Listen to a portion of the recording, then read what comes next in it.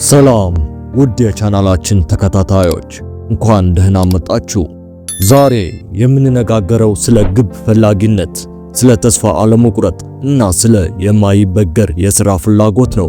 ብዙዎቻችሁ የምትወዱት በዓለም ዙሪያ በሚሊዮን የሚቆጠሩ ሰዎች ያነቃቃ ታሪክ አለ። የክርስቲያኖ ሮናልዶ የህይወት ታሪክ። ይህ ሰው ከድህነት፣ ከጥርጣሬ እና ከአስቸጋሪ የቤተሰብ ሁኔታ ተነስቶ የዓለምን ከፍተኛውን ደረጃ የረገጠው እንዴት ነው? ሚስጥሩ ምንድነው? ስኬቱስ ለእኛ ምን ትምህርት ይሰጠናል? እንግዲያውስ ራስን ለማሻሻል ለምትፈልጉ ሁሉ እስከ መጨረሻው ድረስ ቆዩ። የሮናልዶ ታሪክ ቀላል የእግር ኳስ ተጫዋች ታሪክ አይደለም፣ የእያንዳንዱ ሰው የስኬት መመሪያ ነው። ዛሬ የምንማራቸው 5 ቁልፍ ሐሳቦች ነው። አንደኛ፣ ጅማሬ እና የድህነት አስተሳሰብን ማሸነፍ። ክርስቲያኖ ሮናልዶ ዶስ ሳንቶስ አቬሮ የተወለደው በፈረንጆች አቆጣጠር በ1985 ፖርቹጋል ውስጥ ነው። በማይዴራ ደሴት ላይ በሳንቶስ አንቶኒዮ ፋንቼል ከተባለች ድሃ ሰፈር ነው። ቤተሰቡ በጣም አስቸጋሪ የገንዘብ ሁኔታ ውስጥ ነበር። እናቱ ምግብ አብሳይ እና አጽጂ ነበሩ። አባቱ የአልኮል ሱሰኛ ስለነበሩ ቤተሰቡ በከባድ ፈተና ውስጥ ነበር። 4 ልጆች በአንድ ክፍል ውስጥ ይኖሩ እንደነበር ይነገራል። መጫወቻ ኳስ እንኳን ለመግዛት አቅም አልነበራቸውም። ታዲያ ሮናልዶ ይህን ሁሉ ችግር እንዴት ቀየረው? ሮናልዶ አካባቢውን ለድካሙ እንደ ምክንያት አላየውም። ይልቁንስ የተሻለ ሕይወት ለመኖር እንደ ማበረታቻ ተጠቀመበት። ድህነት እንዲያሸንፈው አልፈቀደም። ይልቁንም ድህነትን የሚያሸንፍበትን መንገድ አፈላለገ። ያ መንገድ ደግሞ እግር ኳስ ነበር። አንድ ሰው ሥራ ላይ ከፍታን ቢፈልግ ነገር ግን ከሌሎች ጋር ሲነጻጸር የተሻለ ትምህርት ወይም ገንዘብ ከሌለው ያ ሰው በቀላሉ ተስፋ ሊቆርጥ ይችላል። የሮናልዶ ትምህርት ግን እንዲህ ይላል፣ ያለህን ተጠቀም። ሮናልዶ የተፈጥሮ ተሰጥኦ እና የማያቋርጥ ፍላጎት ነበረው። እርሶስ ያለዎትን የትኛው ውስጣዊ ሀብት ነው? ጊዜዎ፣ የሌሎች ድጋፍ ወይም የማወቅ ጉጉት? እነዚህ ሀብቶች ተጠቅመው መነሳት ይችላሉ።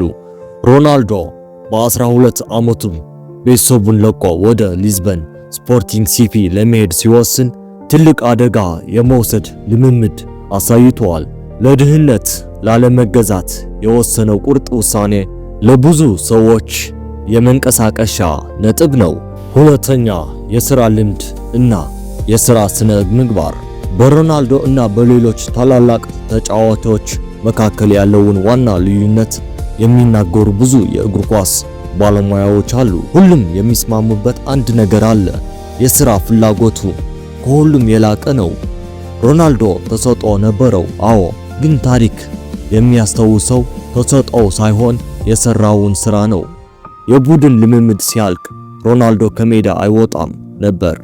ለብዙ ሰዓታት ኳስን እየመታ እየተሽከረከረ የአካል ብቃት እንቅስቃሴ እያደረገ ይቆያል። የቡድን ጓደኞቹ ሲተኙ እሱ ተጨማሪ ልምምድ ያደርግ ነበር። የማንቸስተር ዩናይትድ የቀድሞው የአካል ብቃት አሰልጣኝ የሆኑት ማይክ ክሊንግ ሮናልዶን ለየት የሚያደርገው የእግር ኳስ ክህሎቱ ሳይሆን ዛሬ ካደረገው ይልቅ ነገ የተሻለ ለመሆን ያለው የጋለ ፍላጎት ነው ብለውታል። ታዲያ አንድ ሰው የዩቲዩብ ቻናል መክፈት ቢፈልግ የመጀመሪያው ቪዲዮ ጥሩ ላይሆን ይችላል። ግን ሮናልዶ እንዲህ ይላል፣ ተጨማሪ ልምምድ አድርግ። ዛሬ የቪዲዮውን አርትዖት ፍጥነት በ5% ያሻሽሉ። የመናገር ችሎታውን ለማሻሻል በሳምንት ተጨማሪ 3 ሰዓታት ልምምድ ያድርጉ። ይህ ልምድ የ1% ዕለታዊ መሻሻል ብለን እንጥራው። አንድን ነገር በየቀኑ በ1% ብቻ ቢያሻሽሉ በአንድ ዓመት ውስጥ 37 እጥፍ ያህል የተሻለ ሰው ይሆናሉ። ሮናልዶ ይህን መርህ በሕይወቱ ውስጥ በመተግበሩ ለዓለም አቀፍ ደረጃው እንዳበቃው እርግጠኛ ነኝ። አሁን ሮናልዶ ከ40 ዓመት በላይ ሲሆነውም ሰውነቱን የ20 ዓመት ወጣት ያህል ጠብቆ ማቆየት ችሏል። ለዚህ ምክንያቱ የዓለማችን ምርጥ አመጋገብ ባለሙያዎችን ስለቀጠረ አይደለም። ዋነኛው ምክንያት ምርጫዎች ናቸው። አንድ ጊዜ በፕሬስ ኮንፈረንስ ላይ በፊቱ የተቀመጠውን ኮካ-ኮላ ጠርሙስ አርቆ አስቀምጦ ውሃ ጠጡ ማለቱ ይታወሳል። ይህ ድርጊት የሚያሳየው ስነ ስርዓት ምን ያህል በውስጡ እንደሰረጸ ነው። ስኬታማ ሰዎች የረጅም ጊዜ ግባቸው የሚጎዳውን የቅጽበታዊ ደስታን ይቃወማሉ። እርስዎስ ዛሬ ትልቅ ግቦን የሚያግድ ኮካ-ኮላ ምንድን ነው? ብዙ ጊዜ በስልክ መቆየት፣ ከልክ በላይ መብላት ወይም ማድረግ ያለበትን ስራ ለነገ ማስተላለፍ ሊሆን ይችላል። ሮናልዶ የሚያስተምረን ለራሳችሁ እቅድ ታማኝ ሁኑ ነው። ትምህርት 3 ከሽንፈት በኋላ መነሳት እና ተስፋ አለመቁረጥ። የሮናልዶ ታሪክ በስኬት የተሞላ ቢሆንም ሽንፈቶች፣ ውድቀቶች እና ከባድ ህመሞች አልነበሩትም ማለት አይደለም። በ15 ዓመቱ ሮናልዶ በልብ ላይ ችግር እንዳለበት ታወቀ። ይህም የልብ ምት ፍጥነቱ ያልተለመደ እንዲሆን አድርጎ ነበር። አሰልጣኞቹ እና እናቱ በእግር ኳስ ህይወቱ ላይ ከፍተኛ ስጋት አሳድረው ነበር። ቀዶ ጥገና ተደረገለት። ይህ ወጣት ልጅ ለአፍታ እንኳን በእግር ኳስ ህይወቱ ላይ ተስፋ አልቆረጠም። ከቀዶ ጥገናው ጥቂት ቀናት በኋላ ልምምድ ጀመረ። ይህ ለእኛ ምን ትምህርት ይሰጠናል? ህይወቶ ውስጥ ከባድ ያልተጠበቀ የልብ ቀዶ ጥገና ሊመጣ ይችላል። የጤና ችግር፣ ስራ ማጣት ወይም የቅርብ ሰው ሞት።